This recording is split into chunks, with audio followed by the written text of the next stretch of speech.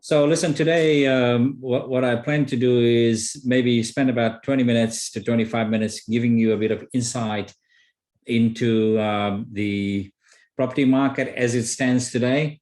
There is a lot in the media. It's very difficult to absorb everything that's going on in the media. What I want to give you is factual information, talk a little bit about where we've come from, but more particularly where we're going from here. So there is obviously a lot of talk about further drops in the property market, inflation, and so on. I will try to sort of cut out the noise for you, hopefully, and give you some insights that would be useful for you in terms of making decisions when it comes to property investing. So that's my background. I won't go through that, but I have had significant experience dealing with APRA, dealing with the RBA. I've been in a lot of industry forums through my career here for over 40 years in Sydney, and had quite a lot actually to do with interest rates and what makes the economy tick, and what has, you know, the relationship between the economy and the property market.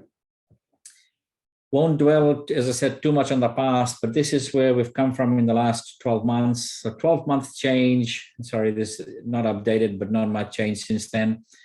There's two cities that are still outperforming. 2021, you all know what happened in 2021. Pretty much all of Australia was around 25-26% increase, which was a massive year.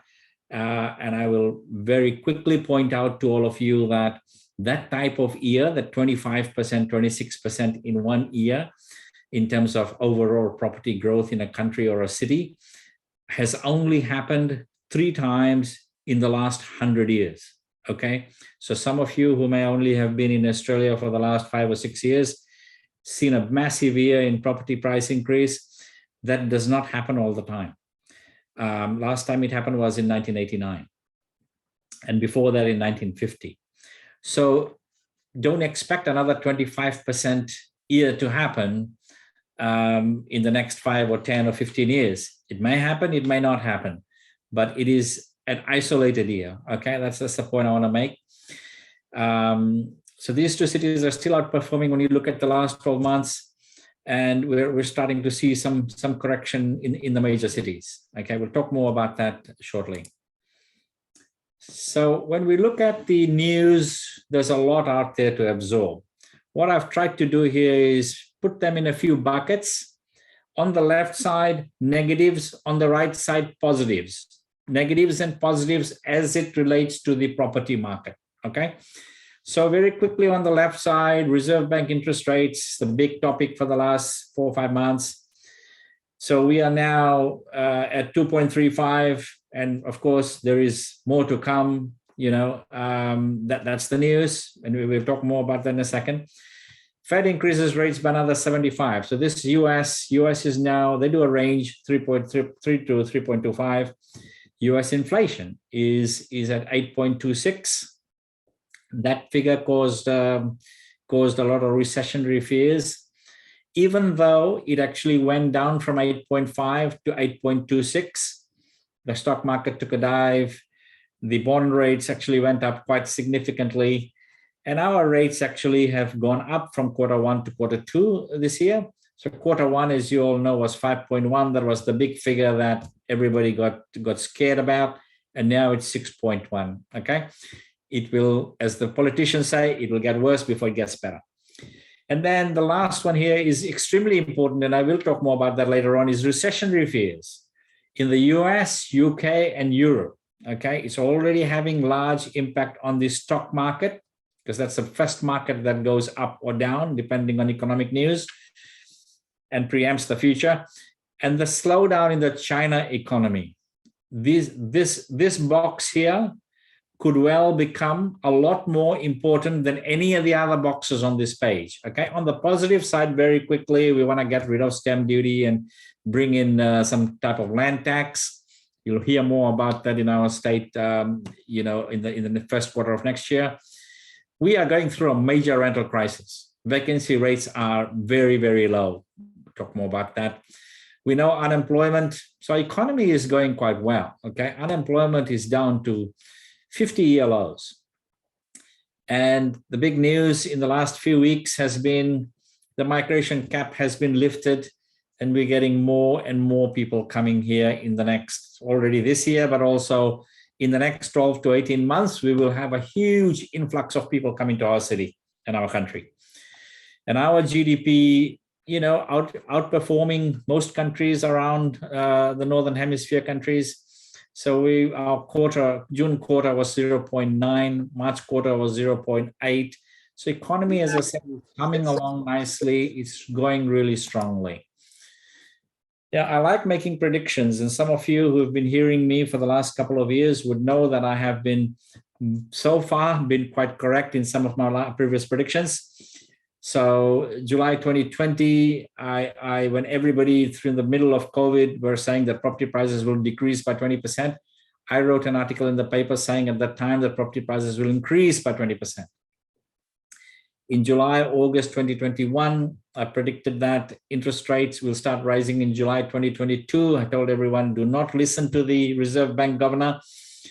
The interest rates will start going up middle of this year. But it started slightly before middle of this year. And I asked a lot of our listeners at that time and our clients to fix their rates out to 4 to 5 years around that time, when you still were getting a fairly good rate. Those that did are thanking me. Those that didn't are regretting it. And then I did predict in the second half of last year that we will have a major rental crisis, and we're going to go down. So Sydney is now 1.2%. We are going to, in the second half, we're going to go below 1%, okay, in terms of rental vacancies. I will make some other predictions today going forward, and we'll come back to that in a second. But what moves the needle when it comes to property market and property price movement? These are my top 7 factors that actually have an impact on the property prices, okay? The first one relates to supply and demand, and that's economics 101. That is what impacts every type of commodity out there, whether we're talking about cars, and secondhand car values actually went up because there were no cars. People had to buy a car. They couldn't wait for 1 year to buy a new car. So that is a good example to use here, but that supply and demand was one of the biggest factors that caused the prices to go up as much as it did in 2021. And it's still happening in places like Adelaide, for example. Okay, so there is a lot of demand and there is a very low supply. And again, we will touch on that again shortly. Interest rates and affordability is absolutely important. Interest rates went down to historic lows at cash rate at 0.1. You could get fixed rates at around 1.89, 1.99. We've all seen that. We've all come from that in the last 18 months. And that increased your affordability, which means that increased your demand and your appetite to actually go and purchase a property. Those that could, in that 2020-2021 period, where your affordability was, let's say, to borrow 700,000, suddenly you could borrow 1.1 million because interest rates went down so much. People went and started buying houses and moved out of apartments. Apartments were depressed also for other reasons, because migrants were not coming during COVID and students went back home. So these 2 factors here have a big implication on interest rates, as we have seen, okay, recently. Third one there, very quickly, APRA. APRA is the regulator for banks, and APRA can pull a number of levers in terms of what happens to banks' lending policy, lending criteria. What I can tell you is that, and having worked in banks for over 32 years in Sydney, is that the banks have 50% of their balance sheet. So if a bank's balance sheet, like CBA, is close to $1 trillion, half of their balance sheet of the big 4 banks are actually made up of residential mortgages, okay? Residential mortgages is banks' bread and butter. That's where they make the money. And the average margin they make on that is 2%. So you do your sums. If you got a residential mortgage book of $500 billion and you make 2% margin on that, that is a massive amount of revenue. Okay. They still have a high appetite to land in that space. This is a very, very important and key point to note. EPRA have restricted, and then they've eased, and then they have put in a bit more restriction. So they keep doing that to regulate what banks do, and they don't want any undue risk in our economy. Okay. EPRA is probably been recognized through the global financial crisis and through the COVID period as probably the best regulator in the world. Okay, I have dealt with EPRA for about 30 years of my career, and I can tell you that they are a well-oiled machine and operate extremely, extremely well. Okay, now economy, as I said already, these two factors are very, very important when it comes to price movement in property. You must have an economy that is strong. You must have unemployment as low as possible. When these two things happen, and our governments have made sure that these two things are very well in check as a result of coming out of COVID, they've done a lot of spending, JobKeeper, Job Seeker, and all that kind of stuff. They've put a lot of money in infrastructure and provided a lot of incentives to everyone. Okay, we all know that. This number 5 has ensured that number 4 is in check, and that we are therefore in a very, very good place at the moment. So when these two things are where they are, the chances of property prices falling to the tune that the media is making out is impossible. Okay, it is impossible. And I will talk more about that today. And I'll talk about inflation and interest rates shortly as well. But it is very important to understand that, you know, when we had a recession, the last time we had a recession was in the early 80s. Okay, unemployment was almost double digits, almost touching on 10%. We are now at almost historic lows at 3.5%. GDP, we were in negative growth for a sustained amount of period. So that was what I call a bad period, a bad economy, and house prices were, and interest rates at that time in the early 80s was at 17.5%. Okay. So skip 5 there, I've talked about it. Number 6 is, just touch on number 6 for a minute.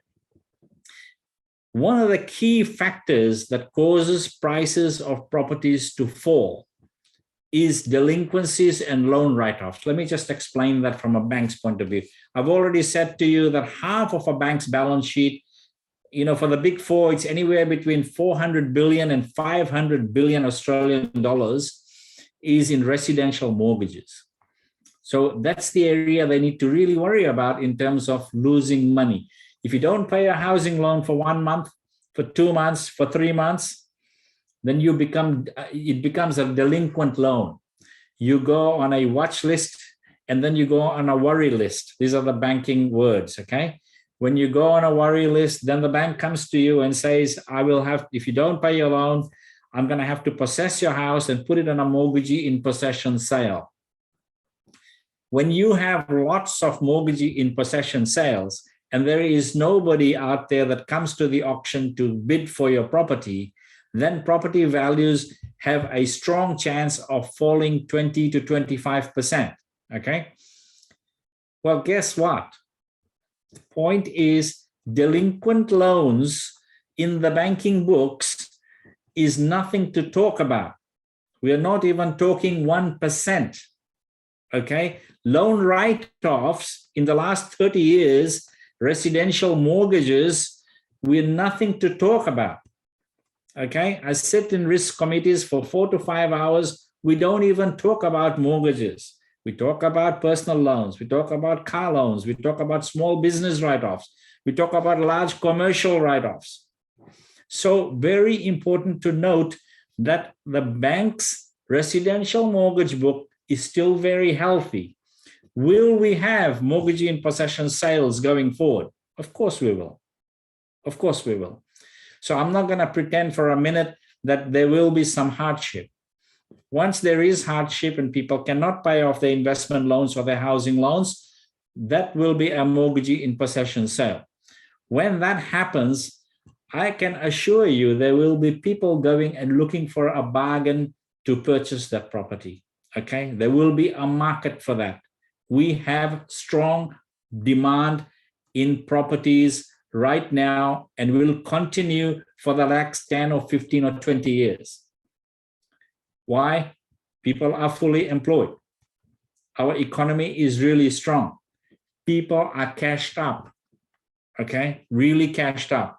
If you can't pay your mortgage off, guess what? In 1982, 1983, if you can't pay your mortgage off, you couldn't even find a job at the time. Unemployment was at 9%. Right now, you can go and get a second job, okay? You can go and work an extra 3 or 4 hours a day, and you will pay your mortgage. So whilst we are going to have some mortgage in possession sales, they're going to be very few and far between, and there will always be buyers for those properties. When you have that type of scenario in your economy, in the market, property prices do not fall 20%, 25%, 30%. The people who are telling you that have no idea. Okay, I'll make that point really strongly, and you'll see some of the other factors I'll talk about shortly. Then we have all these global factors that also have a big bearing on the property market. And the main one there is you've seen the war having an issue with inflation. Inflation is having a knock-on effect to our economy, okay, and therefore having interest rates going up and causing bond and equity markets also have recession, and these things are going to have, these last three here are going to start to have more and more of an impact on our economy and our property prices. So what's these three? Okay, I don't have time to talk in detail with each of these factors and how they impact on property prices, but these are my top 7. So interest rates went up. I'm not going to dwell on this slide. The only thing I'm going to say here is 2 things. One, we've had a honeymoon period for the last 2 years. Honeymoon period only happened with interest rates because we had the pandemic. If pandemic didn't happen, there is no way we would have had an interest rate below 2% on housing. No way, okay? So that was a honeymoon period. Put it behind you, okay? Everybody who borrowed money in 2018, 2019, okay, even 2020, they all paid a higher interest rate. They all paid 4%, 5%, 6%. So it's only the borrowers that have borrowed money for the first time in this honeymoon period are used to that 2.5%, 3%. Well, they're going to have to very quickly get used to higher rates if they're not fixed already, okay? At some point, they're going to get used to higher rates. That's the first point I'll make. So it was an abnormal couple of years. The other point I'll make is that in the last 30 years, okay, if you look from 1990 to 2021, 2022, the average cash rate, so this is the cash rate, okay? I did say it was around 17.5 for a long period. It fell, one rise here, fell, another rise here, fell, another long rise here, and then another rise here. And now we're having the fifth tightening of interest rates in the last 30 years. Just bookmark those 4 here, just bookmark them, and I will want to give you some indication of what happened to housing prices in those 4 periods, okay? Now, the key here is that the cash rate average for the last 30 years is 5%. We are nowhere near 5% at the moment. That is the average, okay? When I say to people, we are in a low interest rate environment, despite these increases, they look at my face like I'm telling stories.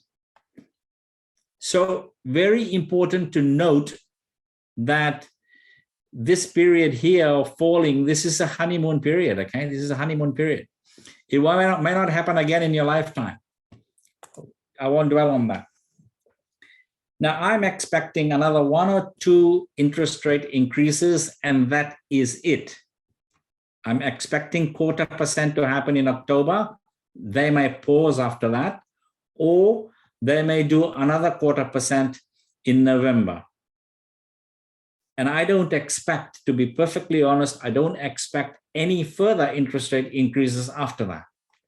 Okay, so I expect that you're going to get to 2.85, or worst scenario, maybe 3.1 at year end.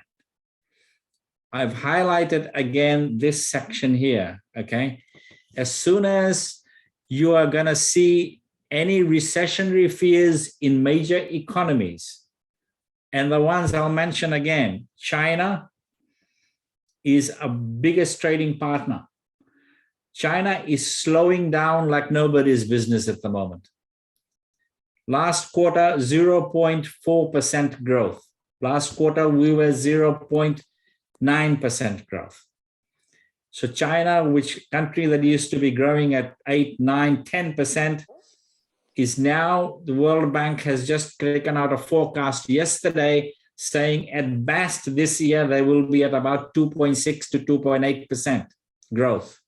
That for China is really, really slow, okay? Some of that is coming from the fact that their trade numbers are going down, the fact that their manufacturing jobs are going down, the fact that they've got issues with construction and so many other things. So let's watch this space really, really carefully, because that's very important. The other one is US and UK. UK, I don't know if any of you watch UK news. I watch it every day for about 10 minutes. And they are in a lot of strife from a number of different points of view. Okay, the energy prices have gone through the roof. They have inflation running one of the highest in the world. They are having some real issues. So Europe is not too far behind UK. And some of those are energy issues, which is impacting as a result of the war. But this was something we've got to watch. As soon as you are going to find that there's recessionary issues in some of our major economies, number 1, US, number 2, China, it's number 3, Japan, UK is now number 6, India is number 5. India, on the other hand, and some of the other Asian countries are growing extremely strongly, okay? So whilst these countries are not growing strongly, these other ones are, including us. So let's watch this space, because if you're going to see slowdowns, then that is a bigger lever than increasing interest rates here. Hope you understand. So what that means is that the Reserve Bank is going to look very closely at that, and they might stop the interest rate increases as a result of what is happening in these countries, okay? The graph on the right here, I won't dwell on. What I want to tell all of you is that in the cash rate, which determines your variable housing loan rate, is set by the RBA, okay? We only talk about the cash rate. The right here is what's called the implied futures implied yield curve, which is where the fixed rates are actually set. Okay, so this graph goes out to February 2024. So the global markets is what the bank's global markets area is who sets these rates. So when I was at HSBC, I was looking after the setting of these future rates, okay? So these rates are expecting to go up to there and then sort of taper off a little bit, okay? Now, if Reserve Bank stops and it tells the market that that's it, we are done, you'll find that these could fall 0.5% to 1% overnight. So these are very volatile, but this is where the fixed rates are set from. So fixed rates are set with this, and then the bond and swap rates. Okay, we won't have time to go through that, but that's just information for you that fixed rates and variable rates can vary quite far apart. And so if you were to go and fix your rate, if you're thinking I should go and fix my rate because I believe what the media is telling me, that it's going to have another 2% up in the cash rate and my rate might become 7% one day, do not believe that, okay? Because these fixed rates can come down quite abruptly. And as soon as the RBA says, I'm done, these rates could fall by 1%. So you might have fixed rates out there at 5% instead of fixing something at 6%, okay? So just keep that in mind. Let's not hurry up and go and fix rates now. It is not the time. Big Four bank predictions, RBA cash rate. So listen, this is they keep changing their mind every month, but this is where the peak cash rate is per each of the banks. Okay, so the worst one there is Westpac, who think we're going to keep going at 25 all the way up to February 2023. CBA is closer to where I am, and NAB. So I think there is 1/4%, maybe 2/4% to go.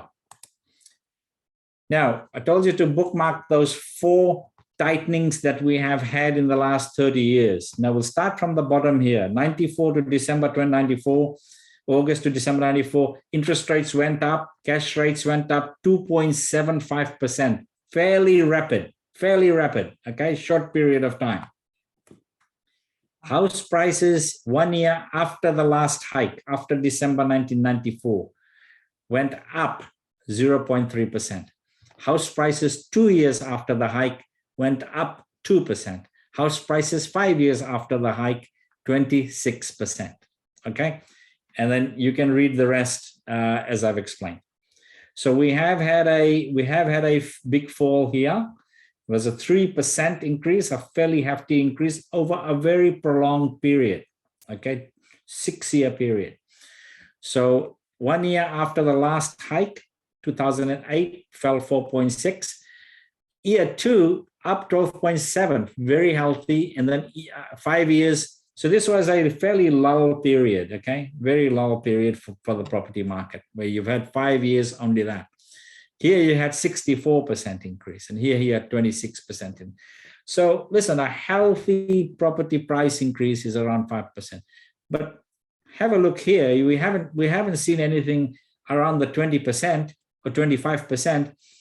Granted, this time we are having a pretty high inflation rate at the same time as interest rates going up quickly. Okay, so that may hurt a few more people. That might hurt 5% more people. There may not all be people who are owning homes. Okay, so just keep that in mind, that what media is telling you is against everything we have seen in the last 30, 40, 50 years. Okay, very quickly on what is happening in our city.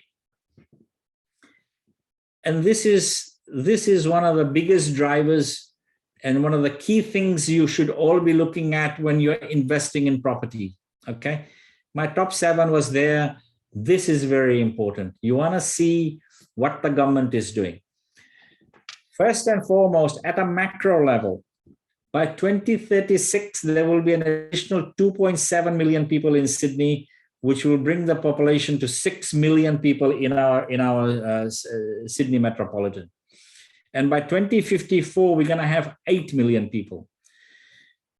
To cater for that, you're going to need about 40,000, roughly 40,000 dwellings per year.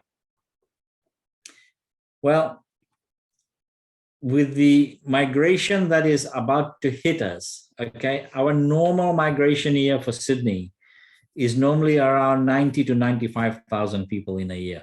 Okay, when you look at inflow of people, with the number of people that are going to come here in the next 1 and 2 years, we are going to have a major shortage of housing. Remember supply and demand? We're going to have a major shortage of properties like we have not seen before. That is going to have only one impact on house prices. It's going to go up. Now, to cater for this type of population growth, these are New South Wales Treasury numbers. These are not my numbers, okay? To cater for this type of population growth, what are we doing? We're doing what's on the right here. We're building a new airport. We are building tunnels everywhere. We're building metros everywhere. We are increasing the capacity for schools. We're building new schools, new hospitals, expanding schools and hospitals. All of these projects, all of this work is going on to cater for the growth that is going to hit us, the rezoning that's going, the higher density housing near metros and train stations. All of these things are part of the planning process of our government. So message from this slide, very important, population growth will happen no matter what, okay? If we fall behind, they're gonna accelerate, which they're doing at the moment. Dwellings, we are gonna have an issue to cater for this, okay? And the third thing there is, there's massive amount of infrastructure projects that the government is investing in that is causing labor shortages. This is going to continue for the next 5 to 10 years. It's going to keep going, okay? Very important to keep that in the back of your mind. So what I say to you now is that there is if you analyze what has happened to the property market, there's a huge gap that has developed between house prices and unit prices. This gap was caused by migration and students not coming. So this gap is going to start to close now, and the gap will close between now and end of 2023, okay? Because of all these factors, migrants are coming now, students are coming, temporary residents are coming. So we need a lot more skilled migrants here. And the demand for units will outstrip supply, because developers have slowed down the construction post-COVID concerns, okay? So what my big advice today to all of you is, if you can buy an apartment, apartments are due. If you can buy an apartment with a 10% deposit, and you sit on that, or you buy an apartment now which you can buy at a very reasonable price. It's very important where you buy and what price you buy it. Then you will be sitting on a good profit in a very short space of time. So this graph actually illustrates that. So you can see apartments are blue. This is 2021 when prices went up, and this is houses. So generally speaking, this is an outlier, and I'll show you that in a minute. Sorry, this is a very busy slide, but what I want to illustrate to you here is that on the left side, we're seeing Australian housing market up and up and up. So every decade, these three colors here, 12 to 12 to 22, every decade. Last 3 decades, how have housing prices? So combined capitals went up 87% in that period, and then 58% in that period, and 45% in that period. Property values in this country do not go backwards, okay? Here's an outlier right there. Okay, that's Tasmania. But generally speaking, they keep going up. Now, this is an interesting one that I want to illustrate. In the last 30 years, the gap between house prices and unit prices has been the biggest in this period here. And that is for those reasons I've just mentioned. In the regional areas, you can see that they have tracked almost exactly together.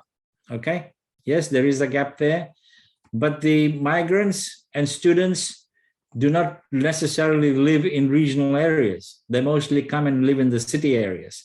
And that's why the gap here is a lot bigger and it is a lot smaller here. Okay, this gap I'm talking about, which is illustrated a little bit better here. As you can see, this gap has really widened. And this is a shorter term graph, but this gap is going to significantly come together now. And this is why, okay?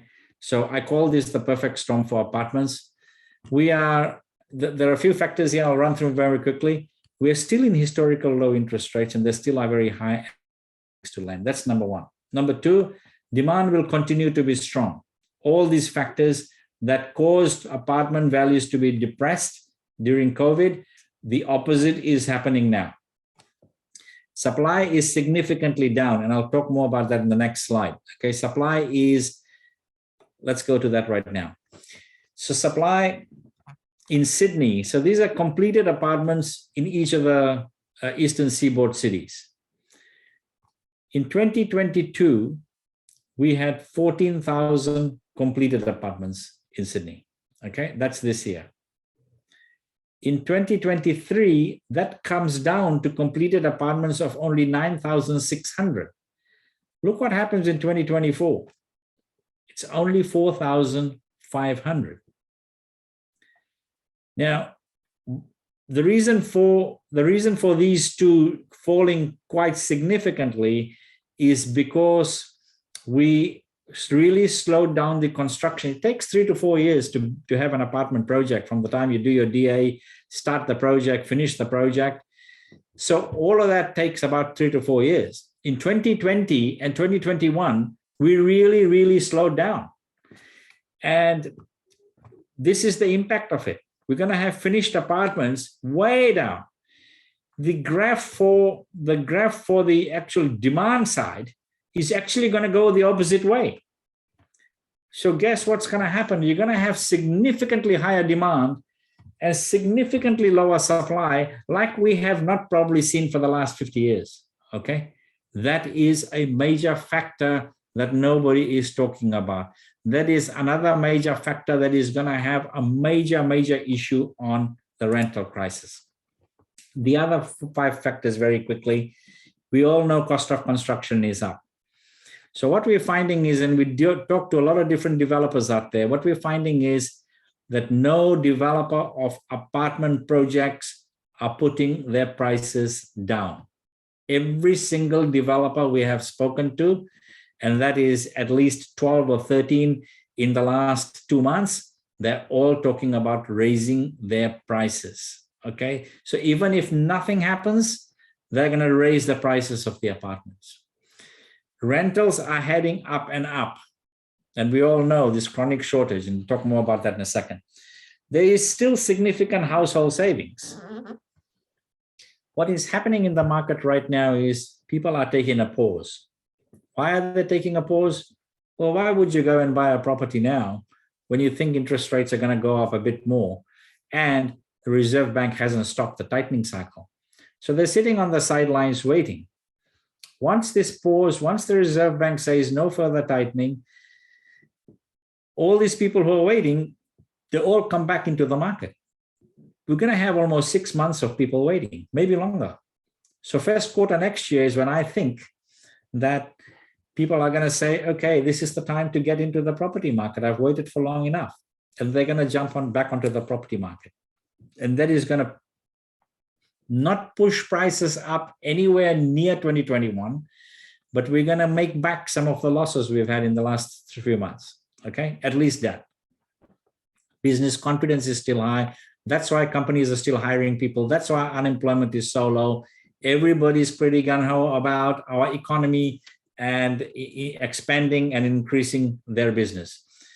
We still have very low unemployment, huge infrastructure spend.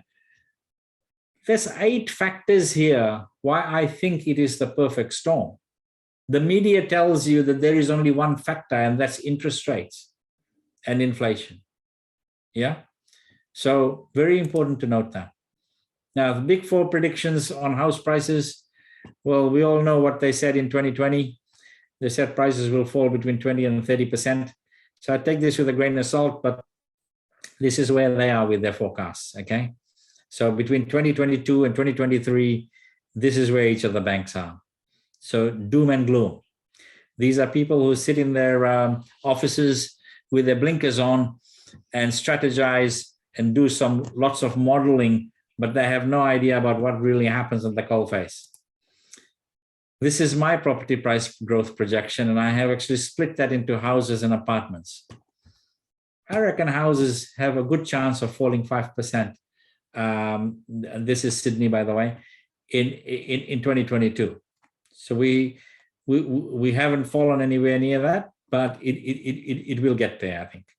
Apartments, on the other hand, I think you're going to start seeing prices tick up, and when they start ticking up, they're going to be ticking up very, very quickly. You saw the graphs. 2023 is going to be, in my view, a very big year for apartment prices. We are due. House prices went up significantly. Land values went up significantly. Land values that were 500,000 in Rouse Hill are now selling for 900,000. Apartments did probably 3 or 5% in that same period. Apartments are due. The same way I say to people, look back, and yes, you could have bought a land in Rouse Hill for $500,000 in January of 2021. The same way I'm going to be telling people in 2023, December, that I told you that apartment prices are going to go up a good 15%. Same thing is going to happen. Okay, that gap is going to narrow. There's going to be a shortage of properties. There's going to be increasing demand. So you might be thinking, okay, so if I buy an apartment for $700,000, you are telling me it's going to go up close to $100,000. Absolutely yes. Okay, I have been in this market for 40 years. So there's a rental crisis. This rental crisis is going to get worse and worse and worse. This is an interesting graph. Overseas for rent search volumes have surged in recent months. So this is where it has gone. Okay, this for rent. Before people are coming here, they want to get a rental. They want to see where rentals are, and this is the buy. Both are heading up. Okay, sorry, just very quickly. I think on the apartment side, we are at the start of the recovery. Put interest rates aside, we're still in a low interest rate environment, and it will take us until probably end of next year to approach our peak of the market.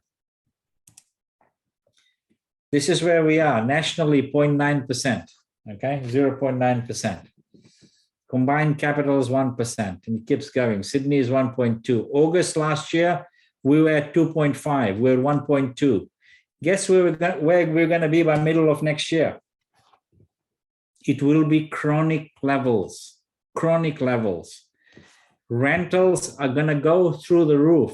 If somebody is paying $500 a week now, think you're going to pay $600 plus a week. Okay, it's going to be the biggest rise in rentals that you probably have ever seen.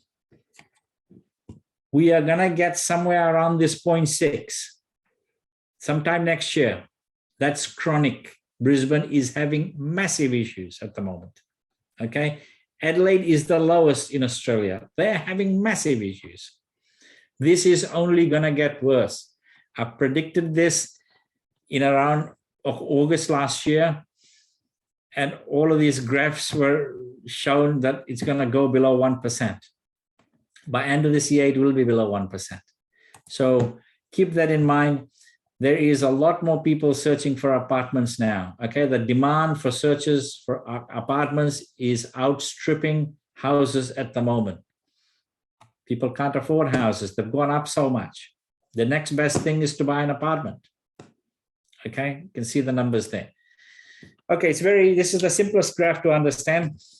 We are having good, solid economic growth. Will we go into a recession? Absolutely not. Okay. We are having very strong jobs growth as well. And with that will follow wages growth. All these four things you all know about.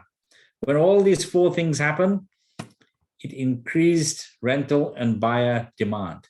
When you have this and short supply, guess what? There will be an increase in property values.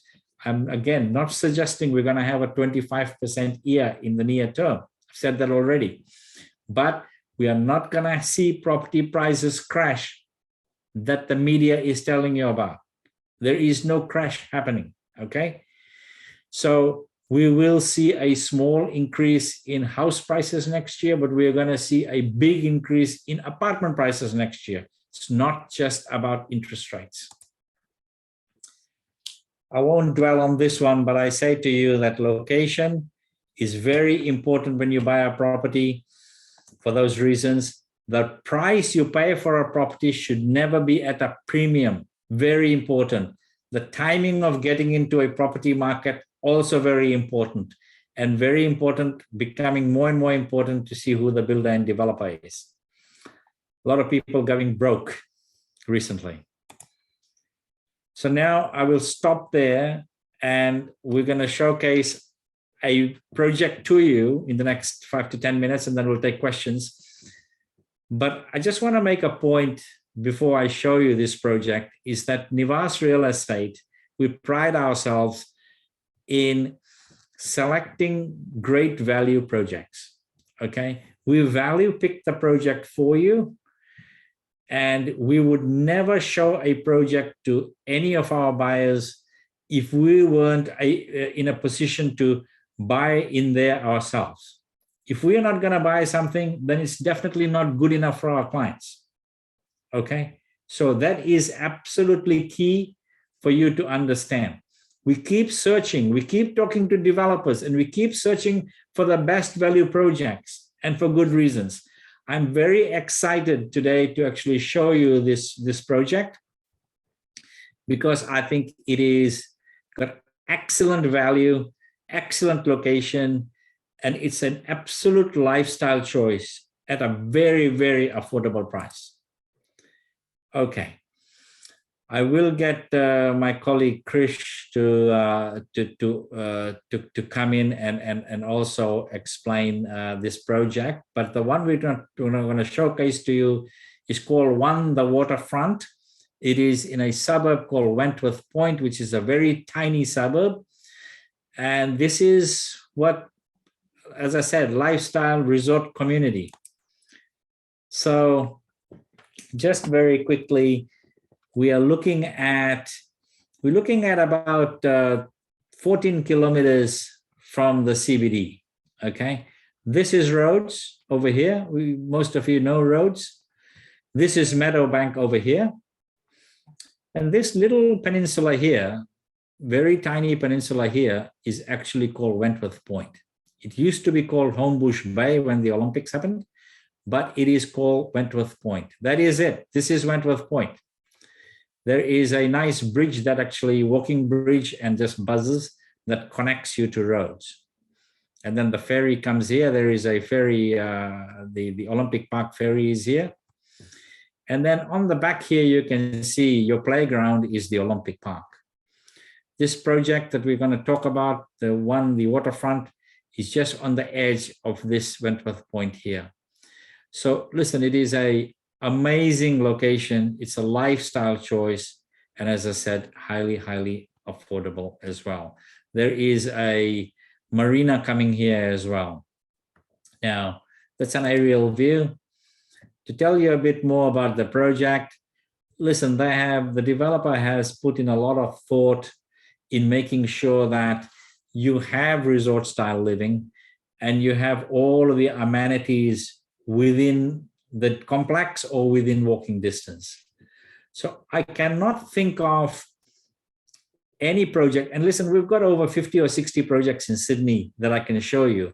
The reason why we're showing you this is a value pick. And it outshines all of the other projects also because of the entry level, okay, and the amenities that it's got. So you've got a rooftop cinema. You have got games room.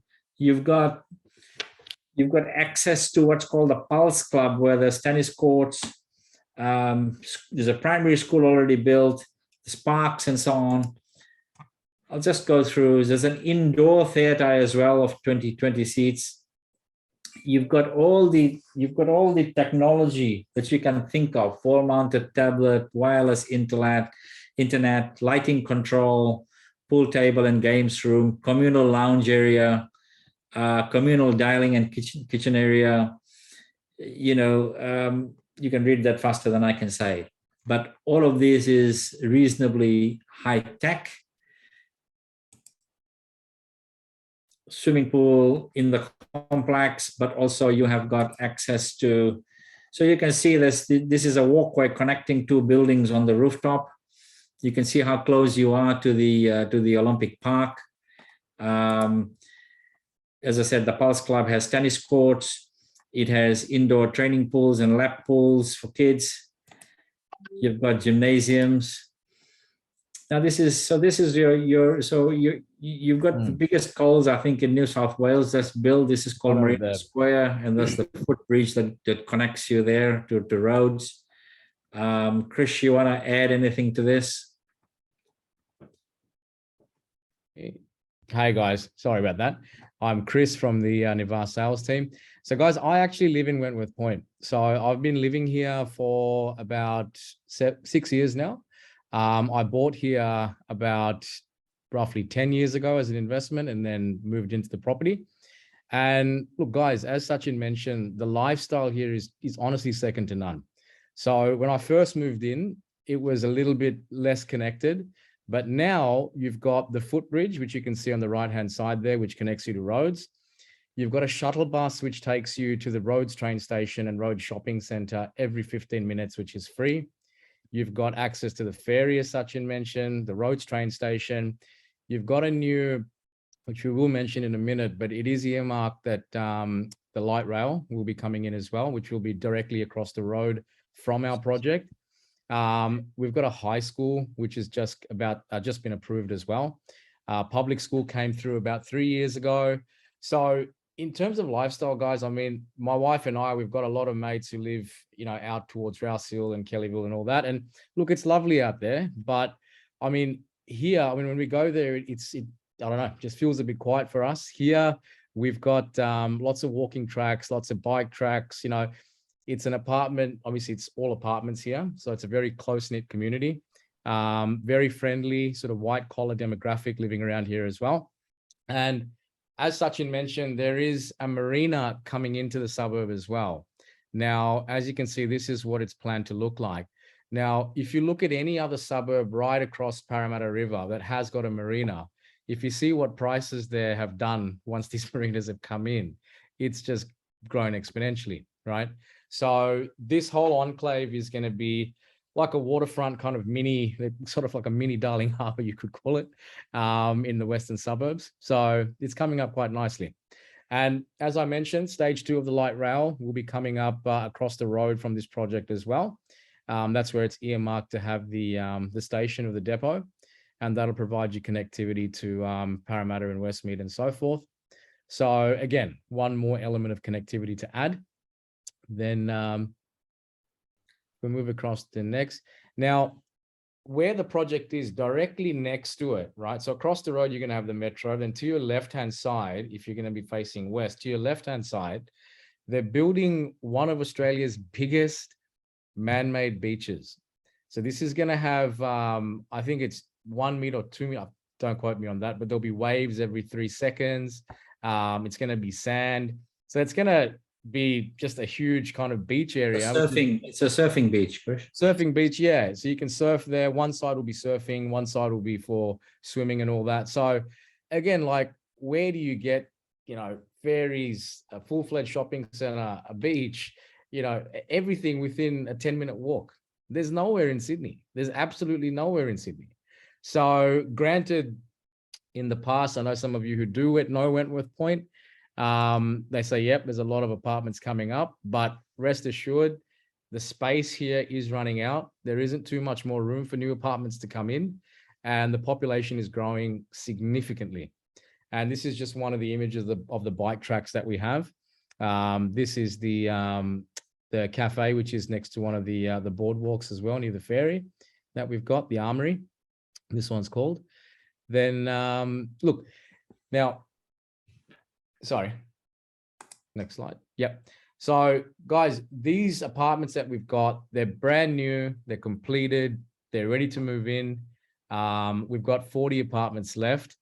And obviously the first question most people ask is what's a strata like?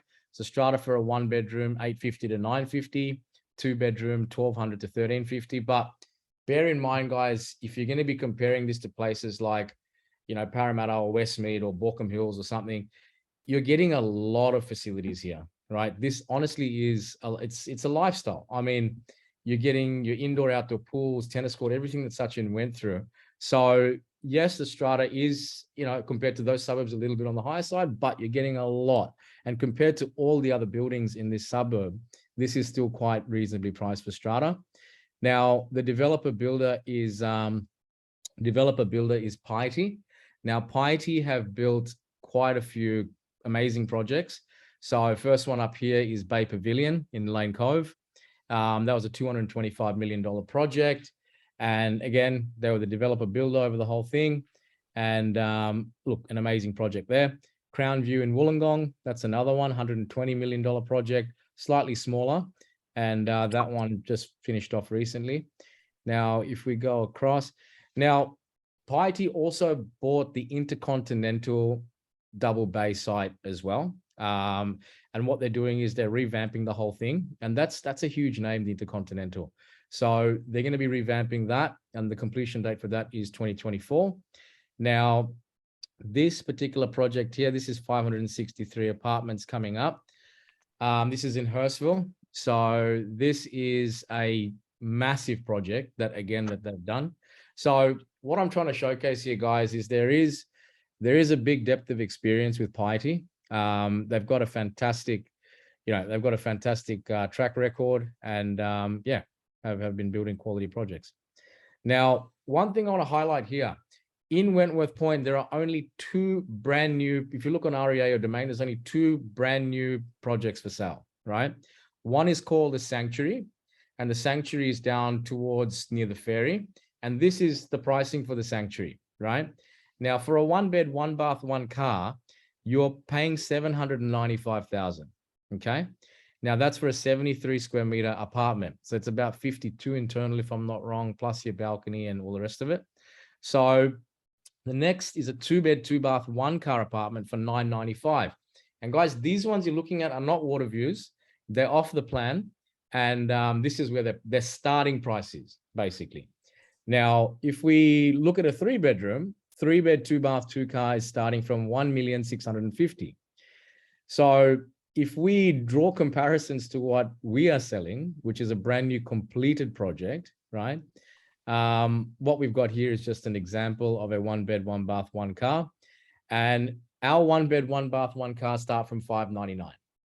So $599,000 as opposed to $795,000. Granted, the Sanctuary is closer to the shopping center, and by closer, I mean it's 5 minutes to 6 minutes less of a walk than the one, right? So perspective is a wonderful thing. So it's finishes almost exactly the same. You've got your 20 mil bench tops. Some apartments in the one have wooden floors, some have carpets. So $599,000, guys, and this is ready to move in, brand new. Then we've got a 2-bed, 1-bath, 1-car. 71 internal, 24 external. This is $689,000, right? At the Sanctuary, they don't even have a comparison for that because they don't have 211s. But again, this is a good project for an investor. So yeah, so if we go across to the next one. Now, okay, so this is a 2-bed, 2-bath, 1-car, 76 internal, 10 external. And this is going for $740,000. So again, significantly less than the Sanctuary. And guys, the Sanctuary, one thing is, yes, the external size for some of the units I've shown are bigger, but you work it out on $1 per square meter rate, and you're versing almost $1 million for a 2-bedroom versus $740,000. That $200,000 gap, it's just not justified. It's just not. So if we move across to the next one, 2-bed, 2-bath, 1-car, $745,000, again, 76 internal, 10 external. So you can see, guys, they're good layouts, spread out, separated bedrooms, island bench tops in the kitchens, walk-through robes, that sort of thing. So they're very well thought out, and it's a finished project. So you can go in, touch and feel, and actually have a proper look at it. Yeah. So if we go to the next one, and this is a 2-bed, 2-bath, 1-car again for $785,000, slightly bigger. So this is 83 internal, 12 external. And yeah, again, very aggressively priced. And again, guys, if you look at your brand or your secondhand 2-bed, 2-bath, 1-cars in the suburb, these prices are actually comparable. Now, one thing to bear in mind, if you go to any suburb across Sydney, if you look at a price of a brand new apartment versus secondhand, there's at least a $30,000 to $50,000 gap there, depending on the suburb, right?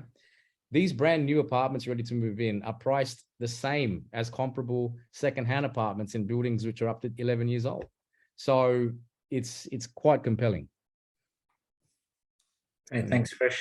That's okay. Thanks, guys. Thanks, Krish. Okay, a couple of very quick concluding comments. I hope today's session was insightful for you. We will take questions in a minute, but some of the key messages from me is don't ever blindly follow the media. If you're going to invest in property, do your due diligence and speak to experts. have a long-term view when building a portfolio. Whenever you are able to purchase a property, you should actually go in and purchase a property. It's a question of, what you buy, where you buy, and at what price you buy. And that's what attracted us to this project. Is there are only 40 apartments left. They've got 2 more buildings to build still. You don't know what the timing of that is, but we have negotiated very strongly with the developer on those prices that you saw. We are also even negotiating on those prices further for you. So they may not be the end price, because the developer, from their point of view, they've got plenty of other projects to go to. They want to basically sell these 40 that are left. Okay. So it is an excellent opportunity, lifestyle opportunity to purchase. And you must always invest in property. This is how I always finish off my talks, because that is what generates wealth. That is what made Australians the richest per capita population in the world. Okay. If any of you want one-on-one discussions, then I'm available. Okay, we will stop there. You know who invited you today, but there's our contact details. And I'll stop sharing. We'll take some questions. Sorry for going a little bit over time, but ready to take any questions. Thank you. Okay, I'll start with the first one, Vatsalya. I can see a much higher drop in the market. Not sure where these percentages are coming from. So Vatsalya, I believe you were referring to the interest rate versus the house price correlation over the last 30 years.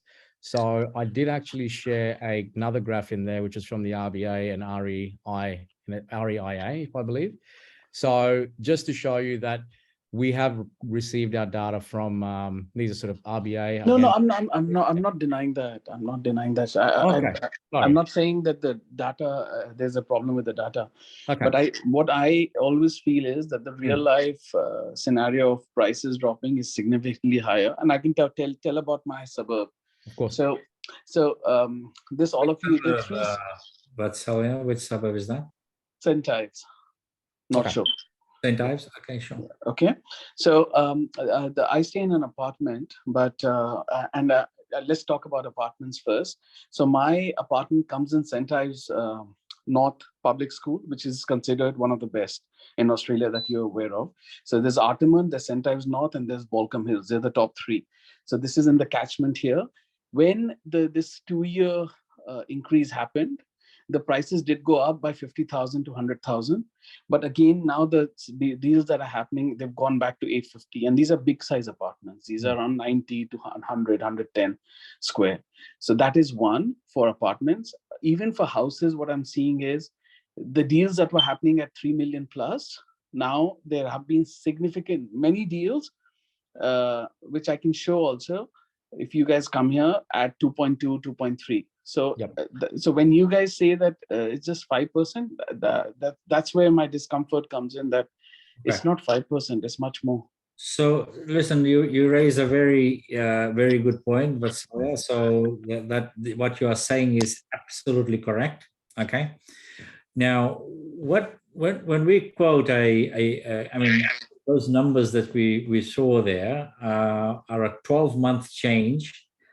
And the way they actually publish, the way the CoreLogic and all of these other research, REA and so on, actually display these numbers, is based on actual sales and the median price of the sale. Okay? Sure. So if there are 500 properties sold in your suburb in a particular period versus 500 sold now, then you look at the median change in value in that period. Now, we all know that every suburb and every type of property in a city can have different types of changes. So while you've given a very good example there of St. Ives, I can tell you, I live in Kellyville, and I can tell you that in the last 3 weeks, every week we broke a new record in house values, okay? So every suburb and every type of property is behaving very, very differently. And a lot of that goes back to how quickly some of these suburbs went up in value. So I know that suburbs like St. Ives, like Warunga, like Killara, some of those North Shore suburbs actually went up like 60 or 70 or 80% in value. and we're going to get a slightly bigger correction. And the same thing has happened to, land values in Marsden Park and Box Hill, where it went up significantly, and now they're seeing some correction. They're seeing corrections anywhere from, 5 to 10%. Now, at the same time, Rouse Hill land values have not gone down at all. So, and they're neighboring suburbs. So my point is that when we see a percentage quoted like that, it is across the whole city, it is across all types of properties, and it is based on the median value. Okay. Sure. So you make a good point, and I think everybody should be conscious of that and understand how these numbers actually work. So when I say we're going to see a 4% up or 3% down or 14% up, I'm talking about a particular class of asset, and I'm talking about the median for the whole city. Okay. Yep. Good point, and well made. Thank you. Thank you. Thanks, Visalia. Visalia's next question: in my suburb, apartment prices have gone down, so we've addressed that. Next question, Sachin, is if a recession comes, what happens to the property market? There's a question from Gaur before that. Oh, sorry. Do you see a 2008 style recession, people losing their homes like they did in 2008, or is this a media hype? Oh. Yeah, Gaur, I think I've probably covered that in my talk, but it is an important point, and I think there is a lot of media hype on this. You need significant number of mortgagee in possession sales. I am saying you're going to see a few mortgagee in possession sales. The fact that we have a strong economy, the fact that unemployment is so low, which leads me to believe that, and I've been watching risk numbers in banks for many, many years, okay, at least for the last 30 years. And I can tell you that unless you have a significant number of mortgagee in possession sales and no buyers for those properties, that is when you are going to see significant downturn in the property prices. Neither of those two things, in my view, is going to happen. Okay. Yes, you're going to find that some first home buyers are going to have problems actually borrowing enough money to buy a house. They will borrow enough money to buy an apartment now. So those people, the most affected people when it comes to purchasing power, are going to be those people who are buying their first property. The ones that are buying their second and third and fourth and fifth property already have significant amounts of equity lying around everywhere. Okay. They've got bigger chance to go and actually borrow the money from the bank and pay. And some of those people have paid 7, 8, 9, 10% in interest rates. We're still in a low interest rate environment. I'll say it over and over again. Okay. But we are not going to have a recession. We will avoid a recession. If we have 2 quarters of negative growth, they will probably be very, very small, and we will bounce back in the same way that we've bounced back before. Okay. So just a question, just related question. We were talking about apartments. So when would the best time to buy a house in Sydney? Now, you gave me a figure of 5% in 2022. So when is it that, we should now enter to buy a house, if not apartment? Yep. Listen, good question. And again, it depends suburb by suburb. But people, I think, people are actually on the sidelines and taking a pause. And like I said before, that pause is going to stop when people say, okay, the tightening is over now. Now the market must have bottomed. It's a whole perception thing, right? So is there an opportunity between now and when the tightening finishes, between now and say December? Is there an opportunity? Potentially, yes. Yeah, potentially, yes. But that opportunity may not be there at the middle of next year. Yes, Sachin, can I make a comment? Again, this is my prediction and my personal view. Sorry, Manoj, go ahead. Yeah, just to answer what Vatsalya was saying, this is spring season and everybody was expected to see a flood of houses coming in the market for sale. But what what at least I'm observing, I'm in the market looking for a house. Those sellers who don't have to sell are not selling. So good houses are still kind of short in supply in popular suburbs. Look, I'm looking in the ponds, and last 3 weeks listings, there has been really no increased supply. The houses that have not been selling are still there. Good houses are being lapped up quite fast. There has been a price correction, but they are not sitting in the market for a long time. Good point, Manoj. Very good point. And it comes back to that supply and demand. If people don't want to sacrifice on their price because there's less buyers out there, and it's not the same in every suburb. So ponds, I'm sure the ponds market is still, and Schofield market is still very, very strong. Okay, for every house that comes on the market, there are probably 10 buyers, and I'm finding the same in Kellyville and Bella Vista. So there are very few properties on the market, and when there is a property on the market, there are people bidding and they are breaking records. Okay, so it's going to be interesting to see how things are going to play out. But Salya, if you know you're getting a bargain, I would say go for it. Okay. No, sounds good. Sounds good. No. Yeah. Can I just quickly add something to the last two comments? I'm in the market upsizing my house as well in the same areas like Ponds, Kellyville as well. I've been looking for the last 6 months, and I'm on my X number of property. So with whatever finance I've got, I'm still being outbid by about $1 million. And the guys that are outbidding me, they're buying $2 million houses cash, using cash. So as you predicted, obviously the interest rate will not affect them. And then there goes the idea of recession and mortgage sales. That's my personal experience I've seen in the last 6 months. Yeah, that's good point, Amit. Thanks for sharing that. I mean, people have saved over $200 billion. Okay, money that's sitting lying around, and that's why people are still spending money. The Reserve Bank doesn't want you to spend money anymore because they want to ease the inflationary fears. They want to see retail sales to come down. They want to see GDP growth to actually come down. See unemployment to actually go up.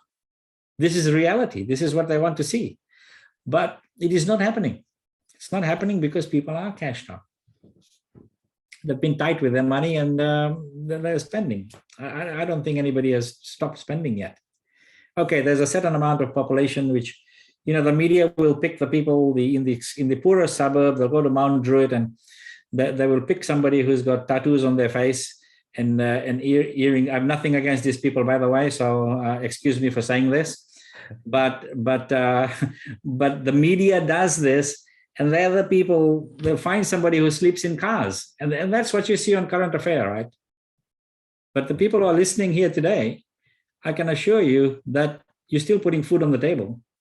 You're still paying for your petrol, and it probably isn't hurting you all that much. Okay. So we've got, I think this was answered. Why house prices will go down while apartments will go higher. What's the logic behind that? I think we've addressed that already, if I'm not wrong. Yep. Okay. Then there is from Chandra, if those 4 factors are strong, then just wondering why the house price will drop in Sydney. Which 4 factors were those ones? They were the... I think he's talking about the migration, the infrastructure development. Oh, okay. Slide. Yes, sorry. The nice slide that Sachin showed. So in a general sense, right? So we're talking about houses versus apartments here. In a general sense, we all know, and you saw the graph, house prices went up significantly more than apartment prices. And in fact, in some suburbs, apartment prices did not go up at all. I mean, I can pick at least 3 or 4 suburbs where apartment prices did not even go anywhere. Blacktown, for example. In Blacktown, you could buy an apartment for $550. You're still buying an apartment for $550. Well, guess what? That is a suburb where apartment prices is going to go up. You won't find anything below 600 in the next few months.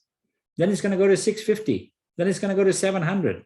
By the time we get to 2030, there will be no 2-bedroom apartments brand new under $1 million. And this is a fact. Okay, this is what happens to this city. So you don't see property in short 2 to 3 year terms. When you buy a property, you buy it for the long term. You wait. Okay, you're building a portfolio. I want all of you listening to have a double-digit portfolio by the time you retire. If you can buy 10, 15, 20, that's what you should be aiming for. So Sachin, just a related question specific to what you suggested. So last call or last to last call, which I had attended, you were very positive about Adelaide. So why shouldn't a person go for a house in Adelaide vis-a-vis an apartment in Sydney? Yeah, good question. Listen, so like I said before, we value pick. The very reason why we went to Adelaide about 5 months ago, Krish, is for a very simple reason. We saw value in buying a house and land package there. Okay. The reason why we are not pushing you to buy a 2-bedroom apartment in Lidcombe for 900,000, a Meriton project, or a Bilbergia project in Rhodes for 1 million for a 2-bedroom apartment starting from, is because we don't see value in that. Okay.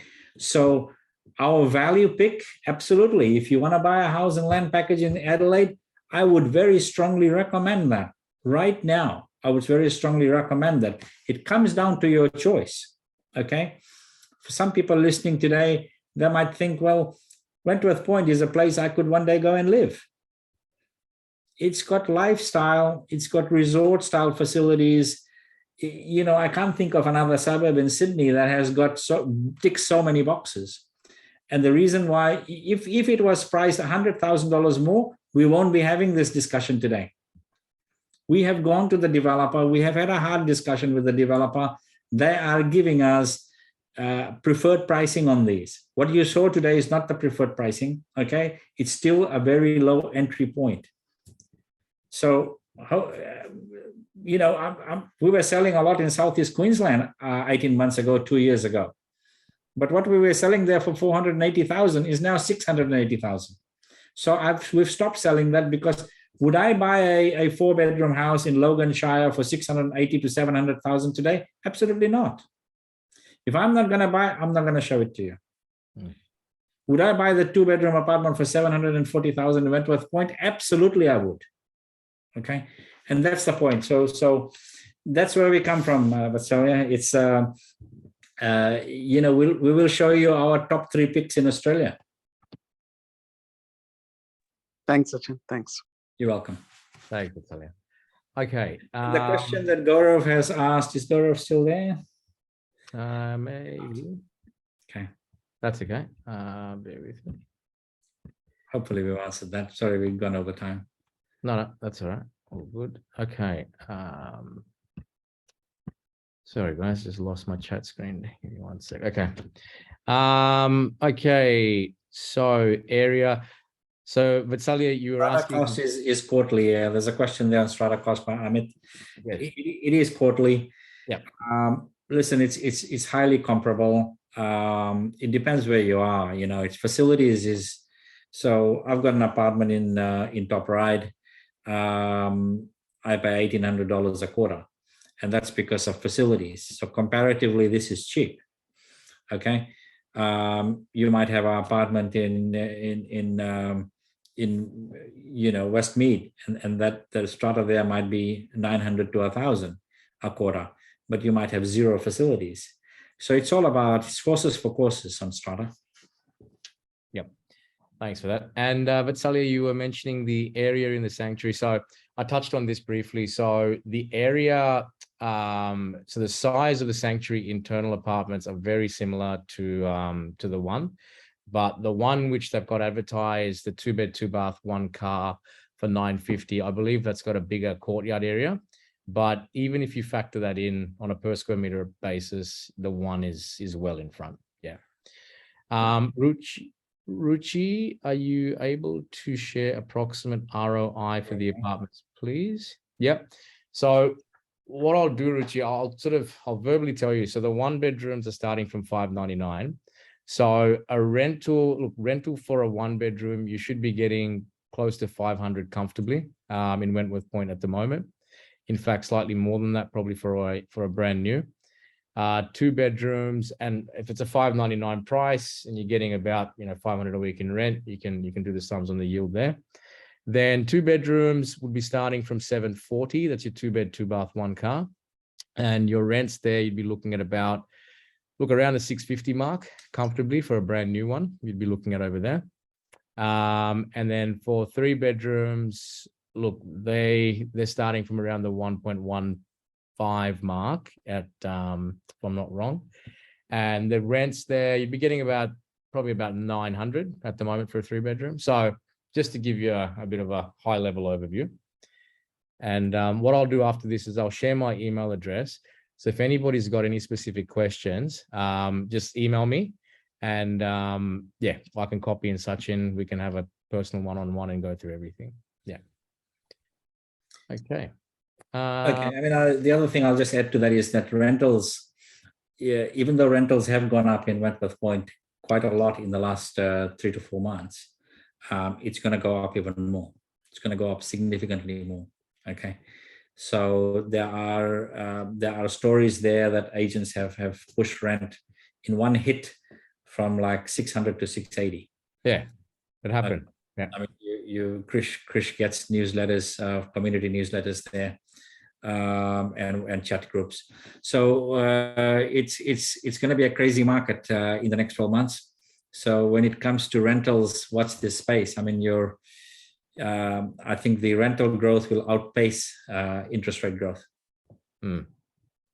I mean, every single open home for rents, which happen all throughout the week, when I'm driving into the car park, I see them all the way down Baywater Drive and surrounding. There's at least 15 to 20 people at a minimum. That's on a weeknight for a rental, right?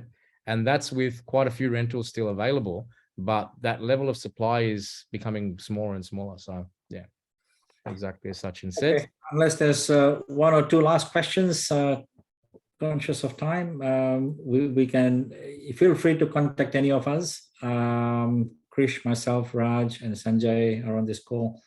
Yep. Sanjay Sethi. Feel free to call any of us, have a chat.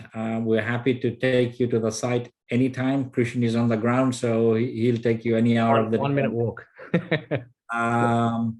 But we will be holding a open day in a couple of weeks, and doing a seminar at the site.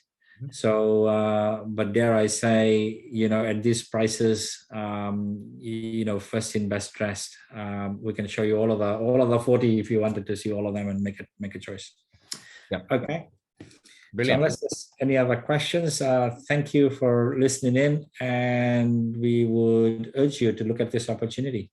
But sorry, quickly, Vatsalya, I've just left my email and phone there, so feel free to just ping me a quick email or just text me your email address, and I will send you, or anybody for that matter, I'll send you any information you want about the project. I can walk you through, and as such, no worries at all.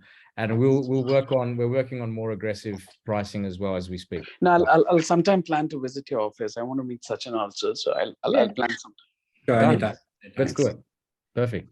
The other thing I would say to people is that we haven't compared prices in Rhodes, where 2 bedrooms now is starting from $950. Rhodes is just a neighboring suburb, 5 minutes walk. Meadowbank, is a concrete jungle, but it's definitely not as nice as Wentworth Point and its close proximity to all the amenities that the Olympic Park has to offer. And we're selling in the northwest of Sydney, apartments very close to those prices and even higher. So this is an area that is due to actually really go up in value. Okay, thank you all for listening, and we'll catch up again soon. Thank you, everyone. Appreciate your time. Have a lovely evening. Thank you. Thank you. Bye. Thank you. Thank you, everyone.